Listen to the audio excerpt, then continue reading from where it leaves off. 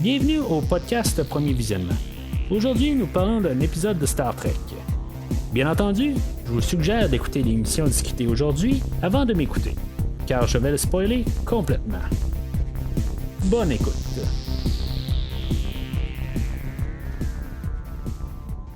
Alors, bienvenue sur l'Enterprise. Aujourd'hui, on va voir l'Enterprise et le Captain Kirk. Aujourd'hui, on parle de la finale de la première saison de Star Trek Strange New Worlds, A Quality of Mercy, réalisé par Chris Fisher. Si des fois c'est la première fois que vous écoutez le podcast, je m'appelle Mathieu. J'ai couvert toute la saison complète là, de Strange New Worlds qui est sur nos ondes là, en streaming là, sur Crave depuis le retour de Star Trek en 2017. Si des fois vous voulez entendre qu'est-ce que j'ai à dire sur tous les épisodes de Star Trek depuis 2017, rendez-vous sur premiervisionnement.com. Vous allez avoir des liens directs pour pouvoir télécharger chaque épisode. Qu'est-ce que j'ai à dire sur chaque épisode? Il faut bien faire la part des choses, pas télécharger les épisodes, mais juste le podcast sur chaque épisode. C'est ça, rendez-vous sur premiervisionnement.com, puis vous allez avoir des liens directs. C'est plus facile dans le fond si mettons vous recherchez dans le catalogue du podcast qui a environ 350 épisodes. Commencez à rechercher au travers de ça, c'est plus compliqué. Alors rendez-vous sur premiervisionnement.com où tout est pas mal trié dans le fond, puis vous avez juste des liens direct, vous avez juste à télécharger ou enregistrer chaque épisode là, dans votre application, votre ordinateur, dans votre téléphone, dans le fond, là, la manière la plus facile pour vous d'écouter le podcast. En même temps, le podcast est disponible sur les réseaux sociaux comme Facebook et Twitter. Vous pouvez les suivre, le suivre dans le fond là, pour pouvoir savoir les nouveautés du podcast, qu'est-ce que je vais faire tout l'été. Parce que le podcast vous fait aussi des films, fait que l'horaire pour l'été est disponible sur le Facebook du podcast. Et donc, je vous invite à suivre le podcast sur les réseaux sociaux. Alors, aujourd'hui, gros podcast. On est de retour avec le Captain Kirk. C'est la fin de la première saison.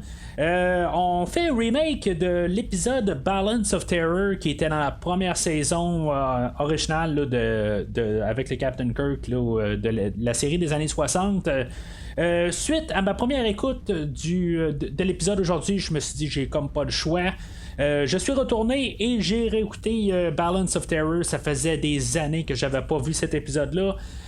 Pour mieux en parler aujourd'hui, j'ai juste trouvé le temps là, pour pouvoir écouter le Balance of Terror avant de réussir à réécouter l'épisode que je vais parler aujourd'hui. Je vais parler un petit peu de Balance of Terror au travers de ça, parce que dans le fond, naturellement, c'est un remake. Il y a beaucoup d'éléments qui sont pris directement là, de Balance of Terror, mais on va faire quelques spins dessus. C'est tout à fait normal. Dans le fond, on a un autre équipage, on a une autre lignée temporelle. Puis on a une différente technologie aussi pour faire les épisodes. Fait que, tu sais, on a changé ou ajusté des choses. Choses qui sont pas vraiment là, dérangeantes à mon avis, mais on va en parler un peu plus tard, comment qu'on l'a refait pour l'épisode d'aujourd'hui. Alors, l'épisode commence, on est en bordure de la zone neutre de Romulus Fédération.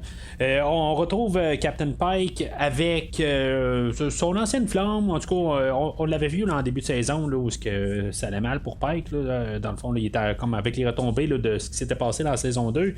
Puis il était comme en déprime un peu, puis c'est ça, il trouvait un peu de temps là, avec le capitaine Battelle. Puis c'est ça, fait que ce qu'on sait, c'est qu'ils se sont probablement vus là, depuis quelques jours. Puis elle doit retourner à son vaisseau, puis là, c'est ça, quand ils sont sur place, il y a une rencontre avec la personne là, sur l'avant-poste, puis c'est là que le monsieur qui travaille là, il y a son garçon qui rentre comme par hasard de même, puis on apprend que dans le fond, il s'appelle Matt Al-Sala, puis dans le fond, il fait partie là, de tous l'équipage qui va être secouru par le Captain Pike dans plusieurs années. Qui dans le fond va mener là, à son accident, puis que finalement il va rester paralysé, tout défiguré, puis tout ça, dans tout ce qu'on nous a parlé là, depuis qu'on connaît Pike dans le fond. C'est sûr que ça va déstabiliser Christopher Pike. Lui, dans le fond, qu'on a vu au courant de la saison qu'il est en train là, d'essayer de vivre avec ça. Ça n'a pas été trop martelé quand même. Je trouve qu'on a bien géré ça dans toute la saison. Ça n'a pas été. On n'a pas pleuré là-dessus à tous les épisodes. Comme je parlais là, dans le fond là, j'ai fait un post là, sur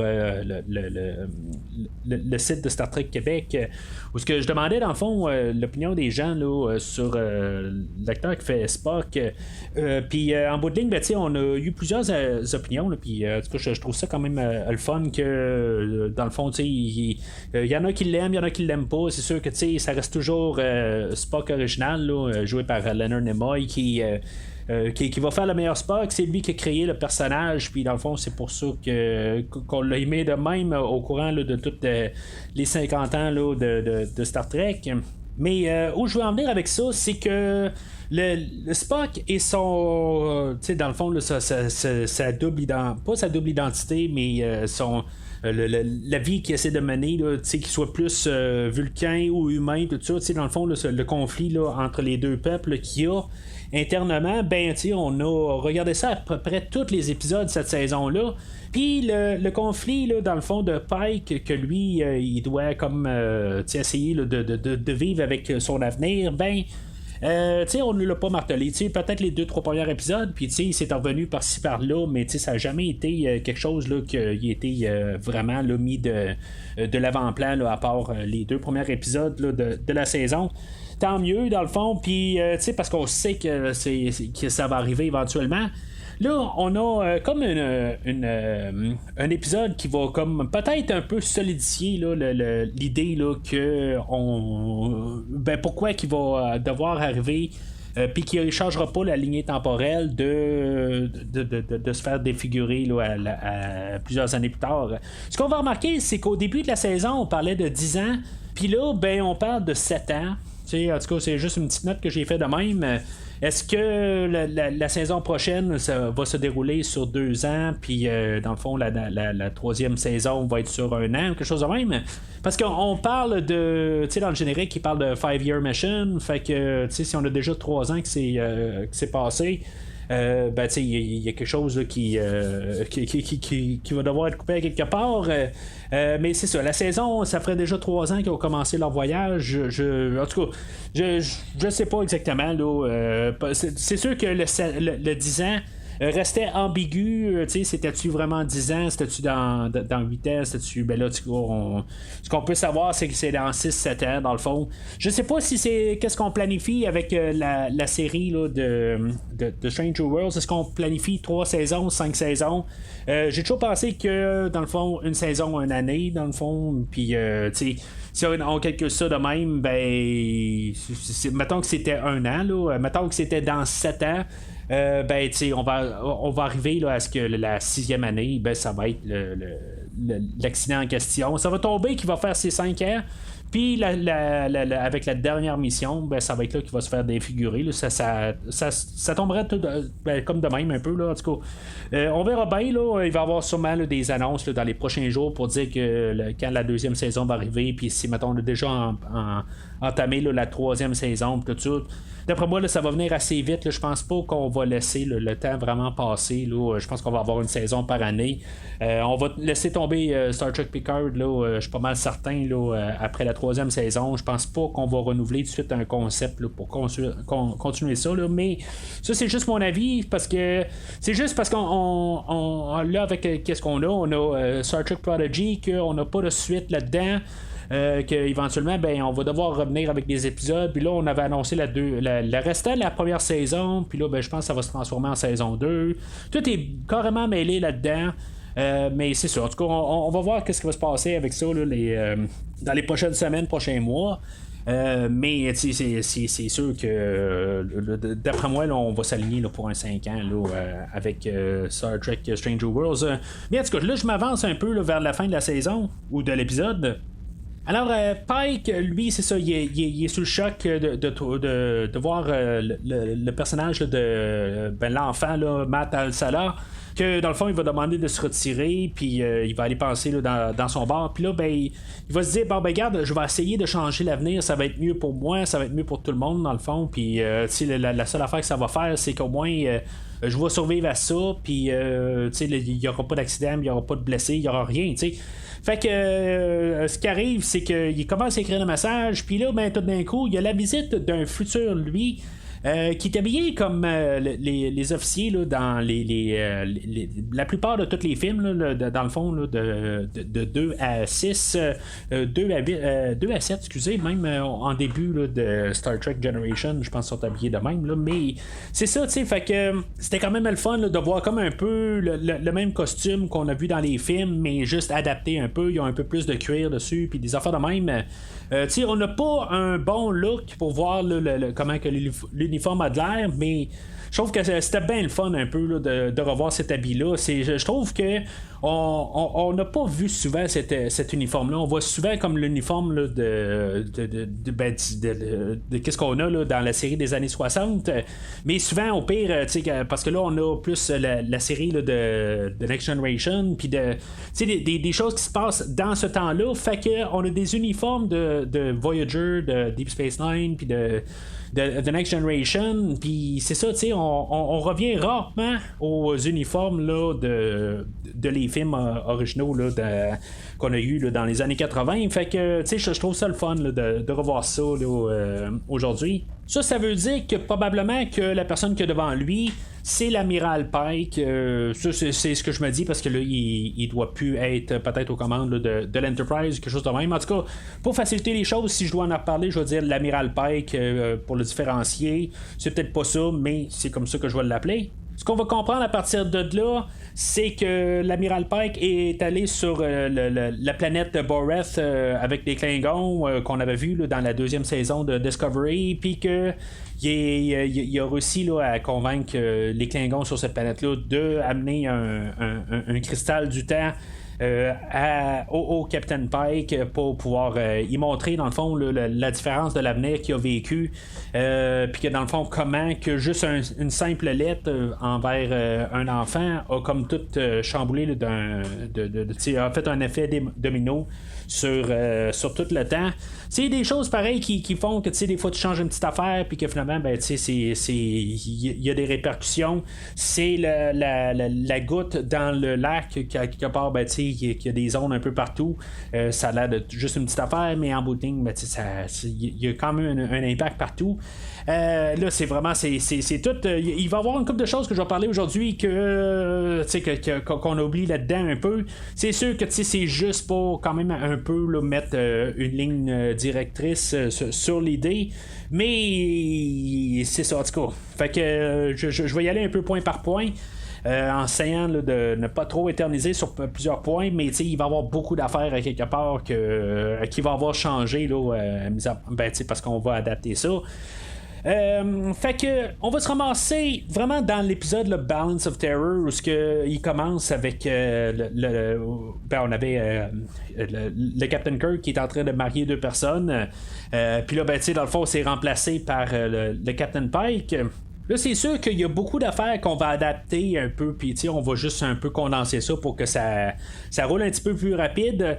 On va remarquer déjà là aussi que c'est l'épisode la plus longue de la saison. Elle dure un petit peu plus qu'une heure, la plupart des épisodes durent environ 50 minutes. Ben là, c'est ça, on a un gros 10 minutes de plus. Alors, condenser des choses, c'est bien correct, puis dans le fond, le réécrire, puis tout ça. Puis la plupart des choses qu'on voit, là, j'ai été tellement frappé là, par quand j'ai réécouté le Balance of Terror.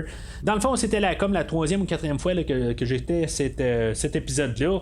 C'était des détails que je me rappelais pas vraiment. Là. Je me rappelais là, que c'était la première fois qu'on voyait Mark Leonard qui va éventuellement jouer le père là, de Spock, mais dans le fond, c'était sa première apparition en tant que sur le show de Star Trek. Puis que finalement, c'est ça, dans le fond, puisque le Romulanais meurt, on va le ramener là, dans un autre personnage. Mais tu sais, je me rappelais un peu de tout ça. Je savais que tu sais, il y avait un combat tout le long de l'épisode, puis que finalement, ben, ça allait finir là, que comme les deux capitaines, un peu, là, ils voient un peu les mêmes choses, mais en bout de ligne, là, tu sais, ils peuvent. Il faut que les Romulanais, là, ils disparaissent. Là. Fait que je me rappelais un peu des grosses lignes, là, mais tu sais, vraiment les détails, je me rappelais vraiment pas de ça. Fait que tu sais, j'étais comme fessé de tous les éléments qu'on aurait apportés. Puis tu sais, dans le fond, je me suis rendu compte vraiment qu'on faisait vraiment un remake dans l'épisode d'aujourd'hui. Ce que je vais dire sur l'épisode de Balance of Terror, puis je vais pas mal limiter ça là, à ça. Parce que là, je suis pas là pour parler de Balance of Terror, je suis là pour parler là, de l'épisode là, de Stranger Worlds. C'est un épisode qui est vraiment solide. J'étais vraiment content. Là. Ça faisait longtemps que j'avais pas écouté un épisode là, de la série originale. Les prestations sont fortes.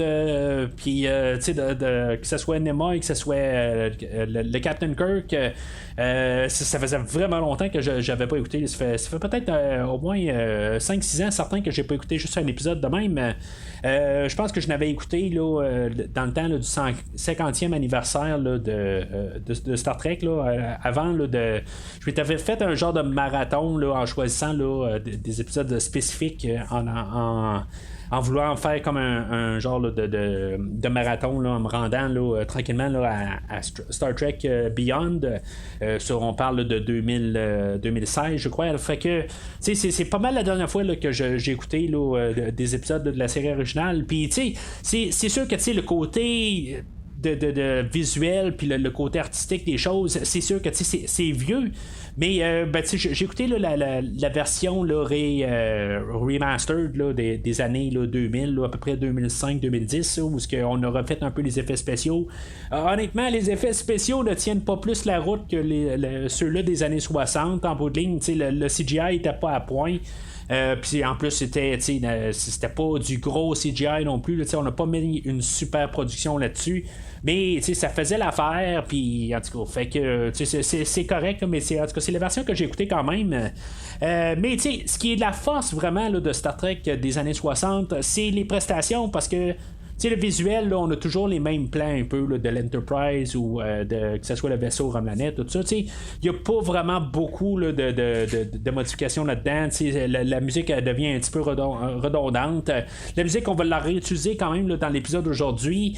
Mais c'est ça. Ça fait que les prestations sont vraiment solides. Là, que ce soit de Shatner, que ce soit de Nimoy, que ce soit de Forrest Kelly, que ce soit Mark Leonard. Je trouve que, juste pour parler un peu rapidement, là, je vais faire des comparaisons. Là. C'est sûr que, on va voir Kirk tantôt qui tiendra vraiment pas une chandelle là, contre le Shatner, là, le Captain Kirk de Shatner plutôt. J'ai lu un commentaire tantôt sur j'ai vu un post passé là, sur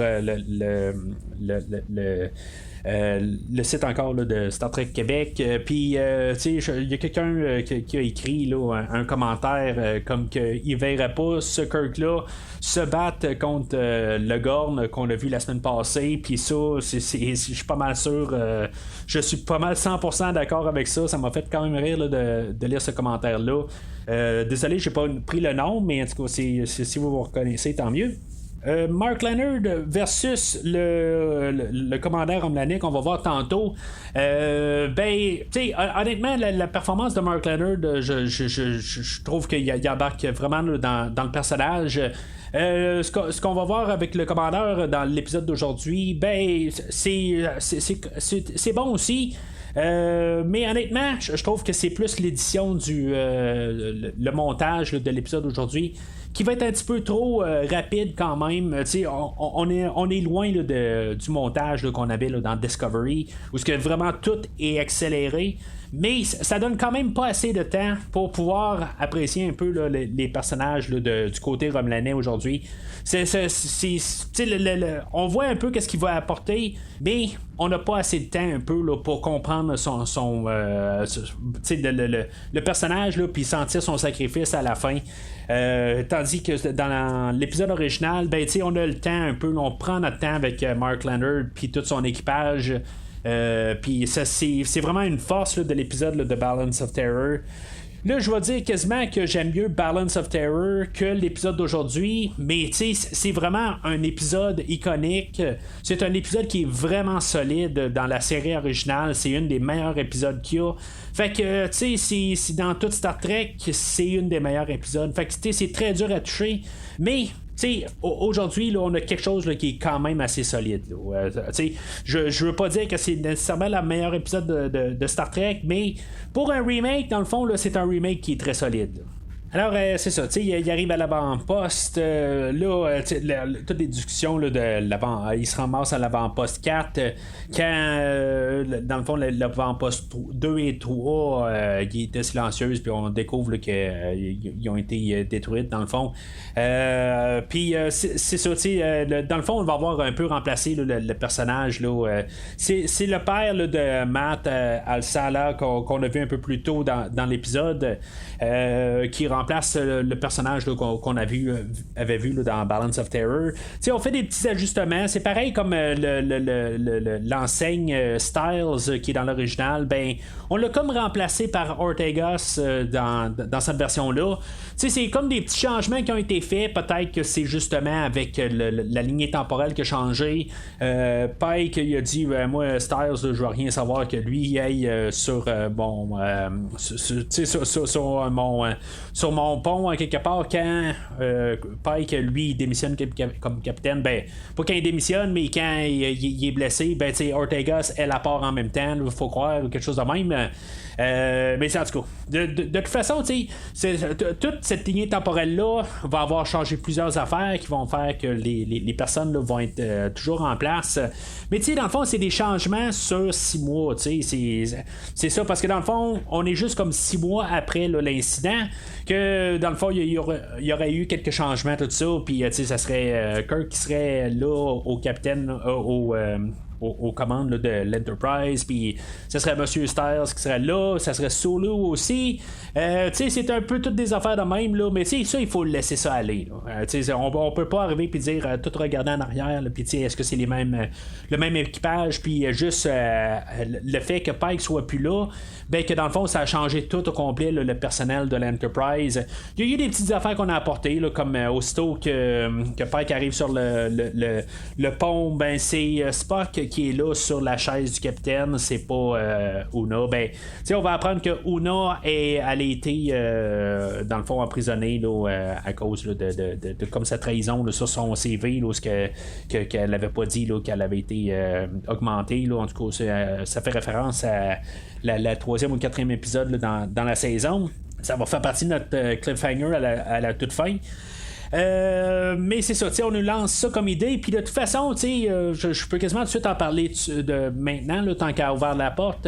C'est un univers alternatif. En bout de ligne, faut croire que Pike il a laissé ça aller là, une fois là, que pour raison X.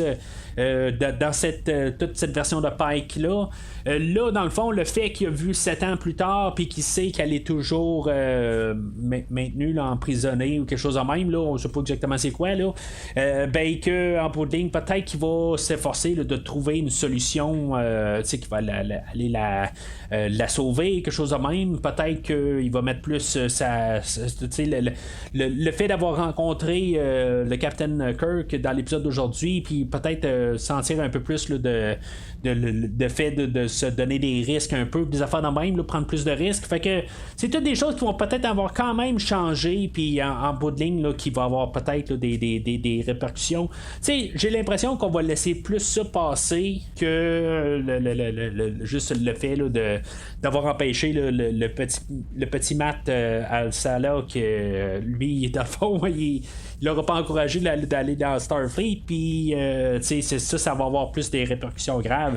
Puis là, il faut pas oublier que dans le fond, des répercussions graves, c'est que là, on va avoir le Captain Kirk que lui, il va se pointer, que lui, il est aux commandes là, du USS Farragut. Le Farragut, on le voit souvent dans tout l'univers de Star Trek. C'est comme quand on a besoin d'un vaisseau, ben on va amener là, le USS Farragut. Fait que c'est ça, tu sais, comme je disais tantôt, là, on a un petit problème avec le Captain Kirk de cette version-là.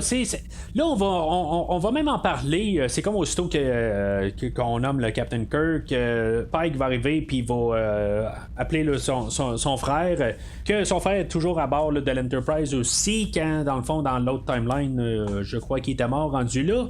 Mais en tout cas, fait que c'est toutes des choses qui ont changé quand même. Mais la manière que Samuel Kirk va parler de James, ben, tu sais, j'ai vraiment pas l'impression que c'est le Kirk qu'on voit. Tu sais, c'est sûr que Kirk il est affilié là, avec William Shatner.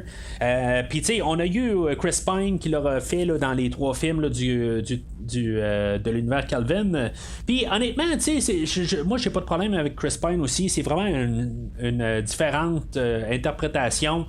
Il y a vraiment il y a vraiment un différent passé. Fait que c'est sûr que c'est pas le même personnage en tant que tel. Fait qu'il y a le droit d'être différent. Là, on a le même Kirk qui a genre 6 mois de différence avec le Kirk qu'on connaît. C'est pas plusieurs années. On n'a pas vraiment la même excuse qu'on a avec Spock par Ethan Peck, que lui, dans le fond, il y a quand même un 5-6 ans de différence avec avec Leonard Nimoy qu'on voit là, dans la série originale. Là, on a un Kirk qui est pratiquement identique à William Shatner. Là, je parle pas juste le physique. Là, le physique, il y a quand même une physionomie un peu différente là, de Kirk, mais c'est aussi la manière d'interprétation. Je vois pas le feu, je vois pas c'est sûr que Shatner a toujours une genre de manière un peu plus Shakespeare, un peu des fois d'interpréter des choses un petit peu plus grandioses. Mais tu sais, quand Shatner est à l'écran, il ramasse l'écran. Puis cet acteur-là, ben c'est pas ça qu'il fait, honnêtement. Il est comme caché en arrière, puis tu sais, tu regardes une salle, puis il apporte rien. C'est vraiment quelque chose qui est vraiment dommage à quelque part. Puis, tu sais, je vais le dire de même, j'espère que si maintenant on est pour avoir le Captain Kirk là, dans la 2e saison, qu'on ait le lieutenant Kirk à quelque part ou l'enseigne Kirk, si maintenant on est pour y voir la face à quelque part, ben j'espère qu'on va le recaster. C'est sûr que tu sais, si mettons il est enseigne quelque chose de même, ben tu sais c'est autre chose, mais j'ai pas l'impression que ce Kirk là est le Kirk qu'on connaît. C'est peut-être que là, justement, c'est pas le même Kirk parce qu'il n'y a pas eu l'Enterprise, puis peut-être que c'est ça qui l'a fait un peu être un petit peu plus confiant sur lui, mais je sens que c'est pas à cause de juste l'Enterprise que que Kirk a le comportement qu'il a, ou qu'est-ce qu'il dégage quelque part. Il est pas juste devenu le même là, depuis 6 mois. Je pense que c'est quelqu'un là, qui a dégagé ça toute sa vie, puis que dans le fond ça l'a mené aussi à l'Enterprise, mais c'est pas juste à cause de l'Enterprise. Fait que j'ai vraiment de la misère avec ce Kirk là par rapport que je ressens pas Kirk de ce personnage là. Il est écrit sur la page, il est écrit dans le script, mais il me donne pas cette impression là. Il va faire des choses Kirkesques plus tard, parce que dans le fond il est plus wise, que il va inspirer beaucoup Pike à faire des choses. Il va penser comme que Kirk pense dans la série originale, mais c'est ça, j'ai pas l'impression que ça vient de cette interprétation-là. Alors, le Farragut, il se fait détruire, puis là-dedans, ben, l'Enterprise réussit à toucher là, l'oiseau de proie là, des Romulanais. Puis, c'est ça, tu sais, on a l'Anne aussi qui est emportée, là, téléportée du Farragut qui était dessus. C'est sûr qu'elle a l'air toute décoincée un peu. J'ai l'impression qu'il s'est passé peut-être quelque chose avec l'Anne et Pike. Tu sais, dans le fond, aussitôt que, dans le fond, elle saute des bras, puis là, ben, Pike, il dit, hey, t'es peu, là. Il me semble que t'es pas le genre colleuse, puis tout d'un coup, elle a dit, ben là, tu te rappelles pas ou quelque chose de même, puis là, il dit, puis Una, y a-tu parlé, tout ça? Puis là, tu sais, dans le fond, il change de sujet de suite, mais j'ai l'impression qu'on nous a lancé une perche, qu'il va se passer quelque chose entre ces deux personnages-là. Quelque chose que j'espère, hein, dans le fond, j'espère. En bout de ligne, tu sais, j'espère revoir Lan. Honnêtement, je trouve que Oui, c'est un personnage qui est froid, mais tu sais qu'il y a encore un peu là, il y a quelque chose à apporter.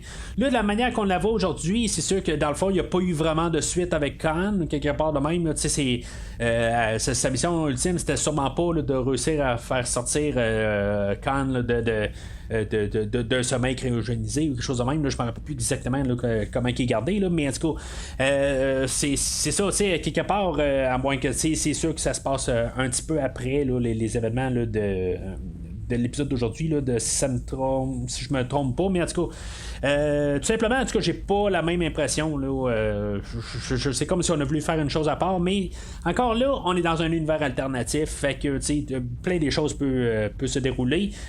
Fait que c'est ça, tu sais, le Bird of Prey Romulanais est touché, puis dans le fond, le choix de Pike va être d'essayer de faire une trêve, d'essayer de faire la paix avec les Romulanais.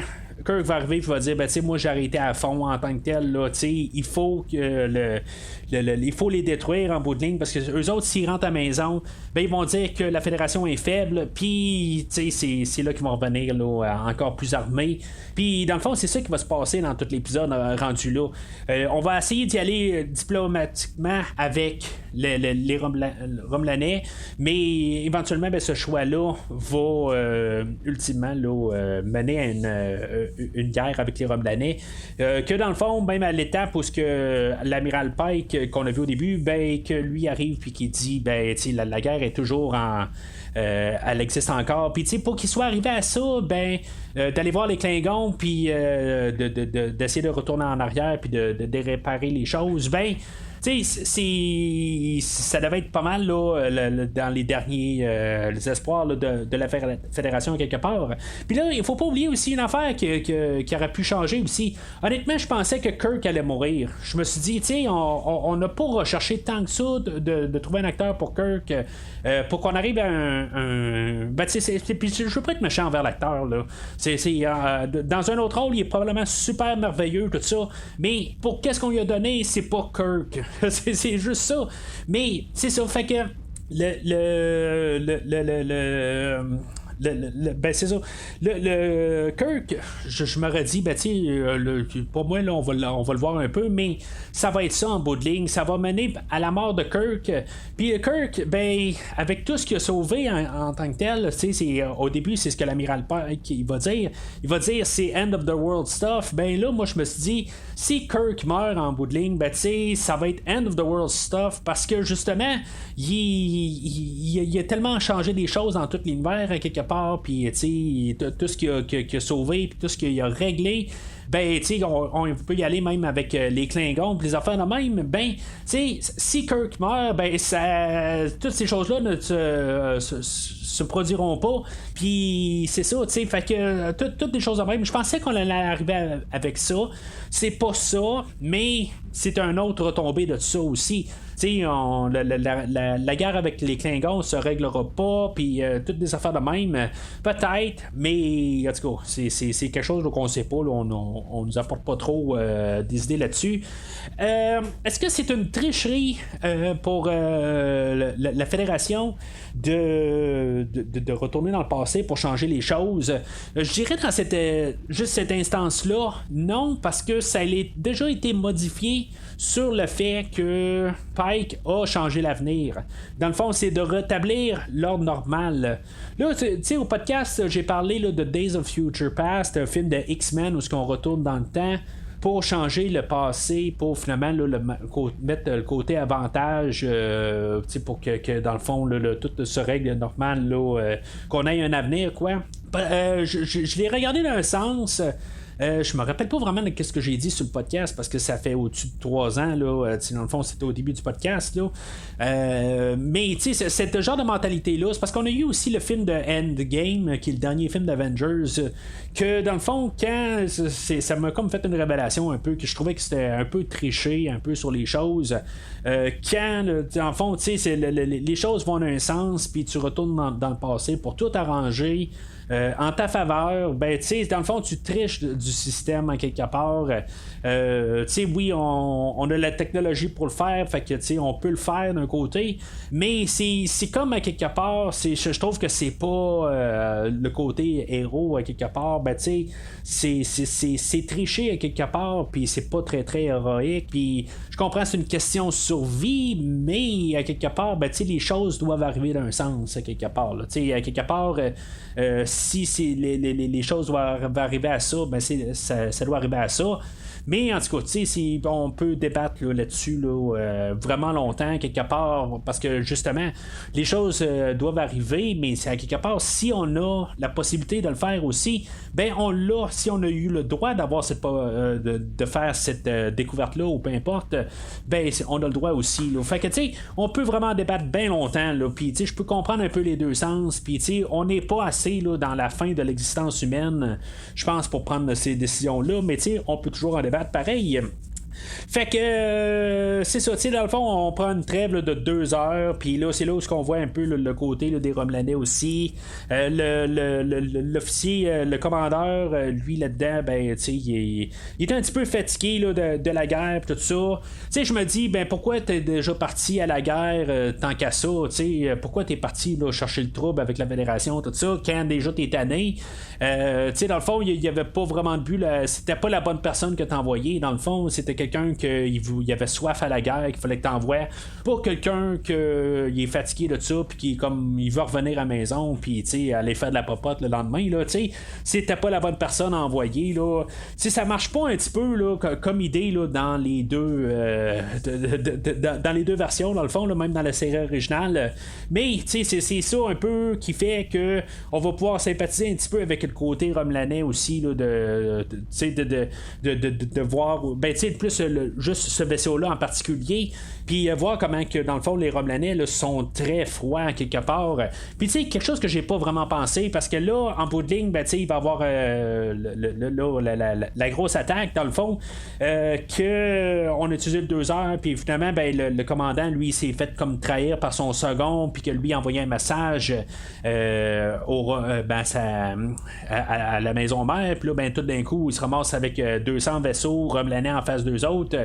Pendant ce temps-là, il y a Kirk qui était parti là, de son côté avec une navette, puis il a comme pris plusieurs débris, dans le fond, des vaisseaux abandonnés, toutes sortes d'affaires, pour faire semblant qu'il y avait quand même une armée de leur bord. Dans le fond, c'est un côté ingénieux un peu, mais sauf que je regarde ça, c'est quoi à quelque part, là, à chaque fois là, qu'on a une finale là, de Star Trek maintenant, ça me rappelle un peu la fin là, de la première saison de Picard, où ce qu'on avait plein de vaisseaux dans l'espace. Je pense qu'à la fin de la saison 2, on avait quelque chose de similaire je pense dans Discovery, à peu près à chaque saison aussi, on a quelque chose de grandiose de même. C'est comme à quelque part, je comprends c'est la finale, mais c'est quoi? C'est tout le temps la finale, il faut tout le temps qu'il y ait 100 000 vaisseaux là, dans l'espace. Dans le fond, ça vaut tellement rien tant qu'à moi, à quelque part. C'est pour une finale de série, ça va, mais là, c'est comme là, ça devient redondant, là, tout le temps voir plein de vaisseaux, dans le fond, qui sont juste collés un peu dans l'écran, là, des copy and paste. Là. Quand dans le fond, on voit juste un acteur en bout de ligne là, il commande tout au complet. Mais c'est ça, tu sais, fait que là, là-dedans, le vaisseau Romelanais, lui, se fait exécuter, dans le fond, parce que lui, il s'est fait pogner, fait que ils vont l'exécuter, puis rendu là, l'Enterprise va réussir à se sauver, puis là-dedans, ils vont manger quand même un coup, puis dans le fond ça va amener là, à ce que on va avoir changé ça de bord un peu. Ça vient cliché un peu dans tout là, qu'on peut écouter, quand on a un remake de quelque chose, on change le sexe sur la personne qui décède, ou on change le personnage là, au lieu d'être un des personnages, c'est la personne qui était avec, comme là dans Balance of Terror, dans le fond on avait le marié et la mariée et le marié. Le marié, lui, décédait dans l'épisode original. Ben là, c'est la mariée, là, cette fois-là. C'est pareil là, comme dans Star Trek Into Darkness. Où est-ce qu'on a un scénario de Star Trek 2, puis dans le fond, au lieu d'être Spock qui meurt, c'était Kirk. C'est toutes des affaires de même, là. Je peux en nommer là, à pu finir. Là. C'est ça qu'on fait dans un remake. Mais je trouve ça cliché quelque part. Puis je comprends que l'autre côté, si mettons on se dirait on fait la même affaire, ça serait redondant. Mais l'autre côté, je me dis, là, c'est juste tout le temps on inverse, juste pour faire différent, mais surprenez-moi puis faites donc une fois que la destinée était écrite pour le marié, que lui il mourrait dans tous les scénarios, ça aurait pu juste arriver de même aussi là, juste de changer là, que là ça soit la mariée ce coup-là c'était juste pour changer, ça je comprends, mais en tout cas on aurait pu faire ça, l'inverse ça. Puis ce qui est dans le fond le coup ultime là, dans le fond là, pour quand même marteler là, le fait que Pike qui est aussi bien là, de pas changer le temps, c'est que dans le fond Spock va avoir pris sa place. Puis dans le fond la tournure que j'ai pas pensé aussi, que j'ai plus j'ai pris note, que j'ai réécouté l'épisode, c'est que Spock en même temps c'est lui qui va éventuellement le signer comme un peu le traité de paix ou apporter un peu de paix avec la Fédération puis les Romulanais. C'est à cause de lui que ça va commencer à se solidifier tranquillement. C'est tout ce qu'on a là, dans l'après là, Next Generation, Voyager, tout ça là, de cette l'ère qu'on connaît pas encore à 100% là, mais c'est ça là, toute l'ère aussi où ce que Picard se passe là, qui est quand même un peu les retombées de ça. C'est ça, c'est à cause de Spock. Fait que tout ça un dans l'autre, c'était comme un choix intéressant, tout ça. Puis tu sais qu'on ait spoté ça un peu pour dire, ça a plusieurs manières là, de juste apporter là, cet effet-là. Puis c'est toutes des choses qui étaient déjà établies, puis qu'on arrive qui dit on échange les rôles, puis ça tombe vraiment bien qu'en plus sur Balance of Terror, les Romulanais, puis la paix avec Spock, je trouve que tu sais, c'est comme c'était écrit pour ça. Il y avait comme pas de meilleure alternative. Là. C'est comme que il nous la remet au visage, là, il en parle, puis c'est ça, je veux dire, c'est comme la révélation, là, je me suis dit, c'était comme trop parfait. Là. Alors, c'est pas mal ça là, qui fait qu'en bout de ligne, là, Pike il va être en paix avec ça, là, de retourner là, dans le temps normal. Il va avoir comme prendre un verre avec le Captain Kirk, puis tu sais dans le fond c'est juste comme les grands esprits se rencontrent, quelque chose de même. Tu sais dans le fond Pike va arriver et dire tu sais parle-moi de toi un peu, puis tu sais Kirk va arriver et va dire tu sais j'ai grandi en Iowa, puis mon père George Kirk était second officier là, sur le vaisseau Kelvin. Tu sais, je me dis, à quelque part, ça fait plusieurs années que tu es avec l'officier Sam Kirk. Tout ça, tu le sais, à quelque part.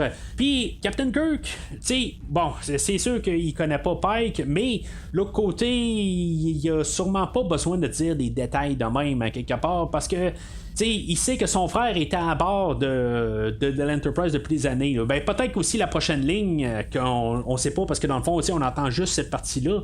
Peut-être que Kirk aussi, la prochaine ligne, c'était genre, mais tu le sais déjà, parce que j'imagine que mon frère en a parlé en masse, quelque chose de même. C'était probablement la prochaine ligne, mais sauf que c'est des genres de choses que c'est sûr que Pike le sait. Mais je pense aussi, on parle à nous autres, dans le fond, aussi, pour dire que la passe du Kelvin existait, on nous met ça quand même que c'est réel quelque part, mais le fait qu'il est officier là-dessus, ça veut pas dire que les événements là, de Star Trek 2009 se sont produits, parce qu'en bout de ligne, il a juste continué à être officier sur le Kelvin, puis après ça, il a donné naissance à Kirk en Iowa, tout ça, ça n'a pas été à bord là, de tout ce qui s'est passé en début là, de l'épisode 2009, du film de 2009, mais quand même, c'est juste, je trouve ça le fun pareil, peu importe ce qu'on va penser là, de Star Trek 2009, le monde Kelvin, ben je trouve que c'est important de quand même l'embarquer dans l'univers parce que ça fait partie de quand même de l'histoire de Star Trek, puis ça doit marcher avec, parce qu'en bout de ligne, ben, c'est juste comme une dérive là, c'est la même histoire, mais c'est juste à quelque part là, c'est le point où le temps a changé là, puis c'est ça, dans le fond les événements allaient d'un sens, puis c'est peut-être aussi en même temps pour dire pour aller avec l'idée là, de les choses là, comment ils peuvent en guillemets déraper juste avec juste un événement. Ben avec Star Trek 2009 c'est quelque chose qui a dérapé, ben c'est ça aussi, ben avec l'épisode d'aujourd'hui, qu'est-ce que Pike fait, ben si mettons il choisit de faire la lettre là, pour comme un peu démotiver Matt Alsala là, de partir sur des rames ailleurs, ben c'est ça qui allait arriver, puis que dans le fond là, on allait partir sur un autre dérape. Fait que c'est ça, dans le fond, tout a l'air d'être bien qui finit bien. On a Pike qui retourne sur le pont, puis là, tout d'un coup, on a un message pour dire que Una et Pike sont demandés là, dans la salle de téléporteur. Puis finalement, ben, Una se fait arrêter.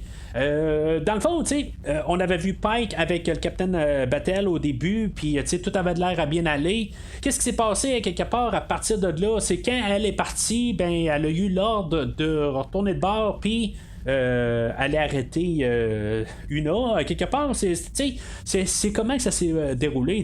J'imagine juste la fille qui rentre dans son vaisseau, puis que tout d'un coup elle a un message de Starfleet, puis qui dit ben là, retourne sur l'Enterprise, puis va arrêter le commandeur Una. Puis à quelque part, ben, elle est vraiment en mauvaise position. Dans le fond, elle dit je suis désolé, mais dans le fond, on m'a demandé de faire ça, puis elle a comme pas le choix de le faire. Ben, pas le choix, reste toujours un choix en tant que tel. Elle aurait pu dire ben, l'Enterprise est partie ou quelque chose en même. Elle aurait pu faire quelque chose en même, mais dans le fond, on va voir qu'est-ce qui va se passer là, dans la saison 2.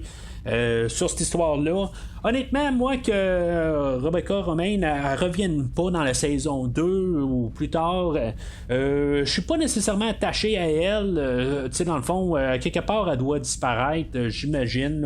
C'est pas important. Tous les personnages, on les voit partir ou changer là, au courant là, de la saison. On a Hammer qu'on a perdu dans le dernier l'épisode de la semaine passée.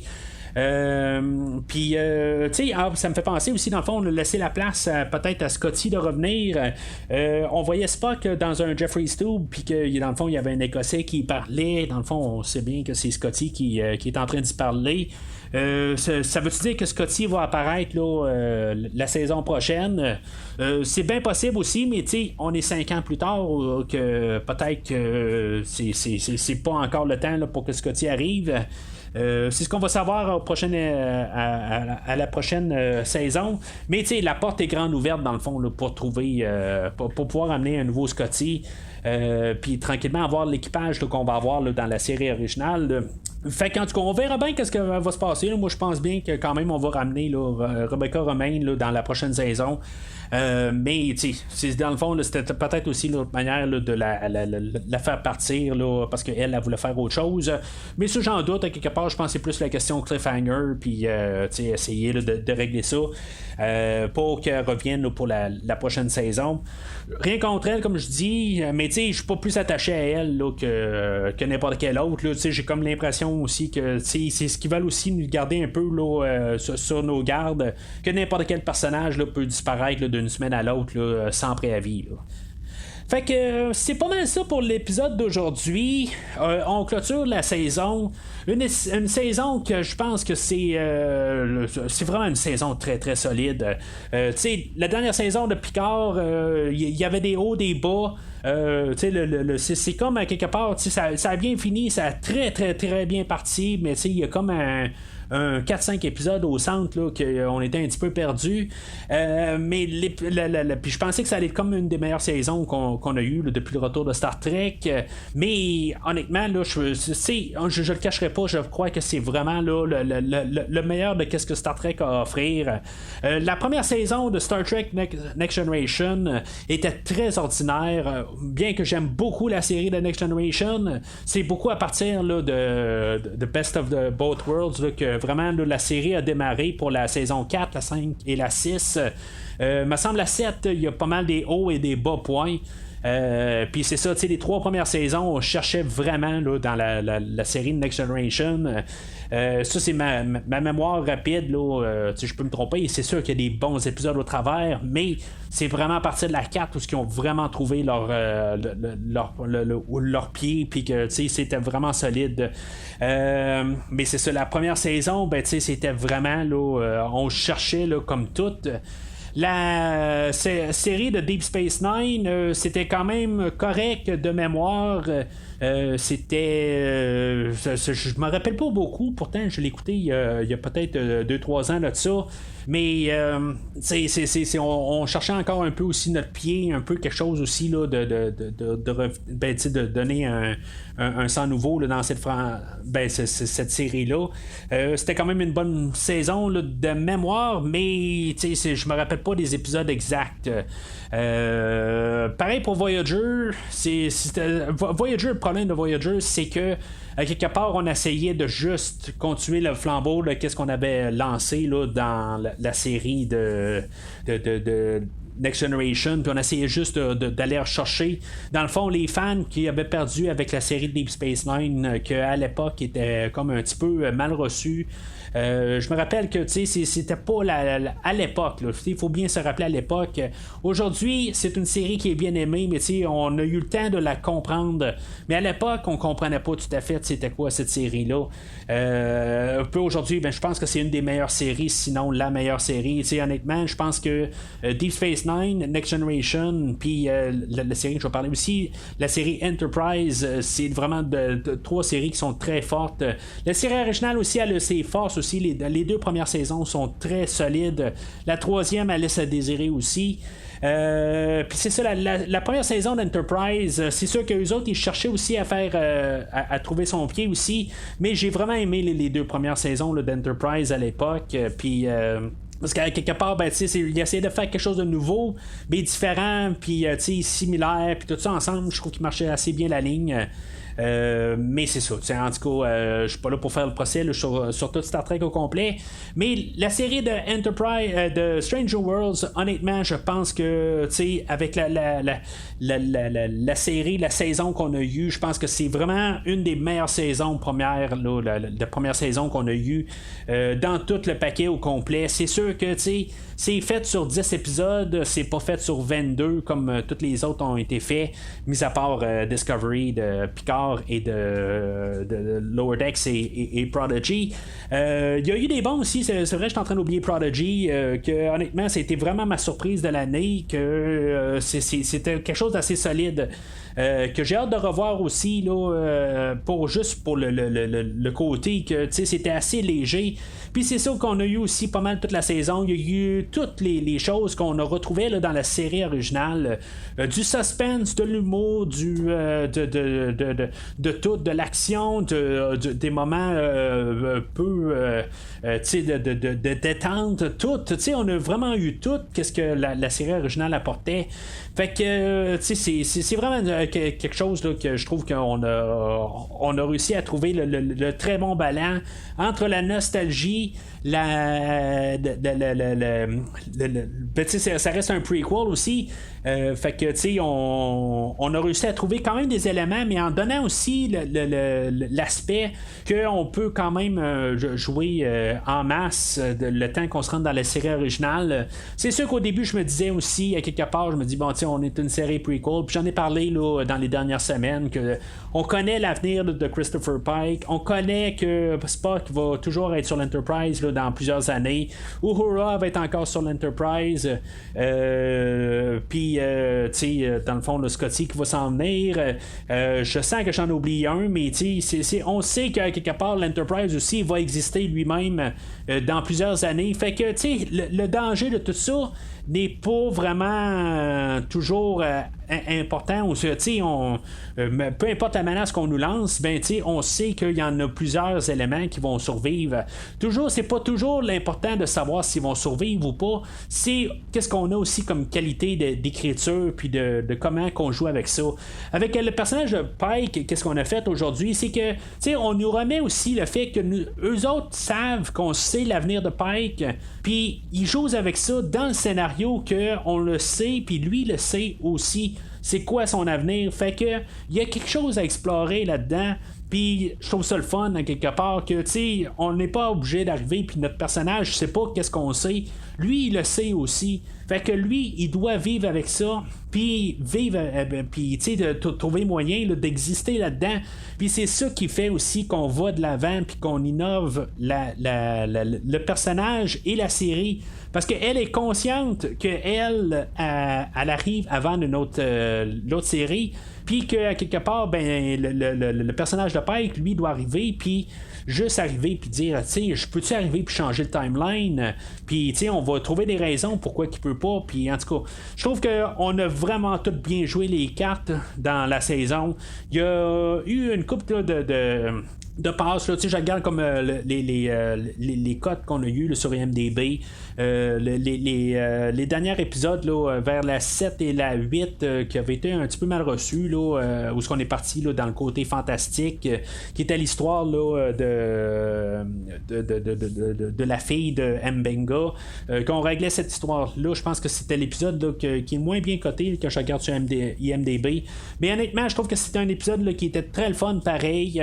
C'est justement c'est là où on pouvait partir un peu dans tous les sens, qui rapportait là, les choses qu'on voit dans Star Trek, qu'on peut faire n'importe quoi. On est comme vraiment là, dans une boîte où ce qu'on peut faire toutes sortes d'histoires, puis dans le fond c'est toujours adapté à Star Trek, puis c'est ça que j'espère aussi voir là, dans la prochaine saison. C'est toujours la petite dose à quelque part, jamais mettre le paquet. Je reviens avec l'exemple que je parle souvent, mettons, c'est comme Han Solo dans Star Wars. Il est bien le fun comme deuxième personnage, on l'aime bien, mais quand il tombe comme personnage principal, c'est là qu'à quelque part des fois on peut se poser est-ce qu'on a trop de Han Solo. Peut-être que là vous êtes là en train de vous arracher les oreilles, en train de dire de casser que je parle là, mais en tout cas moi c'est ce que je pense en tant que tel, c'est un très bon personnage, mais à l'avant-plan c'est là que quelque part là, il marche pas vraiment parce qu'il est un bon second, mais comme premier personnage c'est ce que c'est. Mais c'est ça que ça revient à quelque part, c'est que on a plein d'idées dans Star Trek, on peut tout jouer avec ça, un épisode à la fois. On revient, la saison prochaine, peut-être qu'on va avoir des Romulanais, peut-être qu'on va avoir des Klingons. Ça me surprendrait peut-être qu'on revienne avec les Romulanais. On l'a fait aujourd'hui, mais je pense qu'on va se devoir de voir des Klingons. Ça fait partie de la série originale. Mais un épisode à la fois, puis pas trop de tout le temps là, de redondance. On fait juste le show sur un cycle de 10 épisodes. Fait que faut choisir quand même nos histoires, mais juste choisir un peu. Puis juste en faire un épisode là, de chaque style, c'est ce qu'on a eu aussi, hein. On a eu des réalisateurs différents à chaque épisode. J'ai juste rechecké là, mes notes avant de commencer. Réalisateurs différents à tous les épisodes, puis ça fait qu'on a quelque chose de différent à chaque semaine, mais pourtant je trouve que tout marchait bien là, dans toute la saison. Fait que c'est pas mal tout pour aujourd'hui. Là, je pense qu'on a un break là, pour plusieurs semaines de Star Trek. La saison 2, saison 3 de Lower Decks n'est pas encore... on nous a pas dit quand est-ce qu'elle va apparaître. On a Prodigy aussi qui va revenir. La saison 5 de Discovery va revenir éventuellement. J'ai hâte aussi là, pour toutes les autres séries, mais j'ai vraiment hâte là, de revenir là, dans l'univers là, de Strange New Worlds. J'ai hâte aussi de revenir puis voir la conclusion de Picard aussi, peu importe là, de la deuxième saison avec ses hauts et ses bas. Je sens que ça va être quelque chose qui va être très solide. Ça va être très, très nostalgique aussi. Quelque chose que aussi je suis un petit peu tanné quelque part, mais au moins qu'on tasse ça.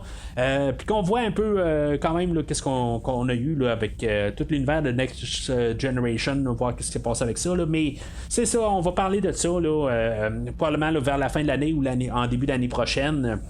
Entre-temps, vous pouvez suivre Premier Visionnement sur Facebook et ou Twitter, puis commenter sur l'épisode d'aujourd'hui. N'hésitez pas à me parler là, de n'importe quoi. J'ai parlé de tellement d'affaires aujourd'hui.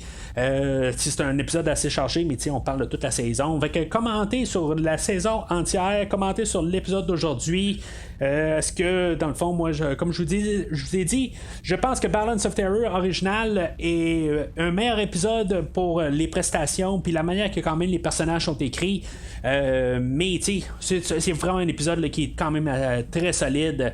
C'est possiblement une des meilleures là, de la saison. C'est sûr que là, je parle, puis là je viens de finir de réécouter la saison, l'épisode d'aujourd'hui. Fait que c'est sûr que je me sens près de l'épisode d'aujourd'hui, mais on a eu vraiment là, des choses merveilleuses dans toute la saison. Fait que dire c'est quel le meilleur épisode de la saison, ça se pourrait que ça soit une des meilleures, mais j'ai vraiment pas toutes les il faudrait que je réécoute là, un petit peu là, avec du recul la saison pour vraiment pointer le doigt là, pour dire c'est quel le meilleur, mais honnêtement c'est vraiment solide.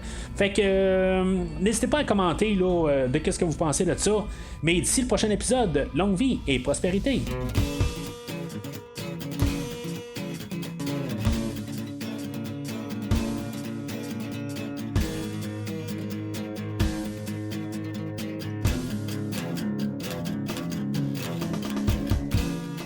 Merci d'avoir écouté cet épisode de Premier Visionnement. J'espère que vous vous êtes bien amusés.